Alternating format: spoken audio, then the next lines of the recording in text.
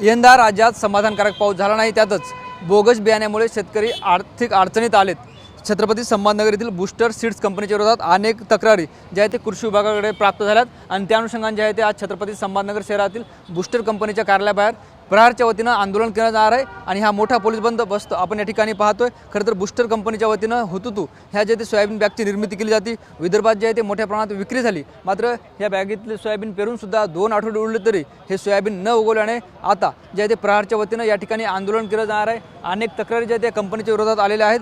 कृषी विभाग सुद्धा या अनुषंगाने चौकशी करते, कंपनीवर सुद्धा गुन्हा दाखल होण्याची शक्यता आहे। मात्र आज जे आहे ते छत्रपती संभाजीनगरमध्ये प्रहार संघटनेच्या वतीनं आंदोलन करण्यात येणार आहे। आपण बघतोय याच इमारतीत जे आहे ते 5व्या मजल्यावर बूस्टर कंपनीचं ऑफिस आहे आणि त्या ऑफिसच्या बाहेर हा पोलिसांचा तगडा बंदोबस्त या ठिकाणी पाहतोय। खरं तर सत्ताधारी आमदार बच्चू कडू यांच्या प्रहार संघटनेच्या वतीनं आज दुपारी 12:30 ते 1च्या दरम्यान आंदोलन केलं जाणार आहे आणि त्या अनुषंगाने हा सगळा पोलिसांचा बंदोबस्त या ठिकाणी पाहतोय।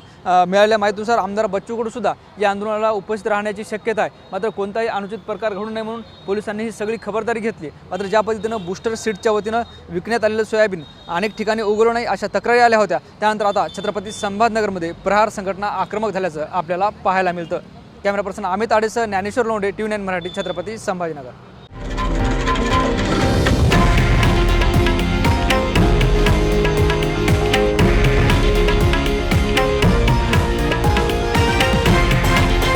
हे आहे देशातील नंबर 1 न्यूज नेटवर्क आणि आपण पाहत आहात TV9 मराठी, एकमेव।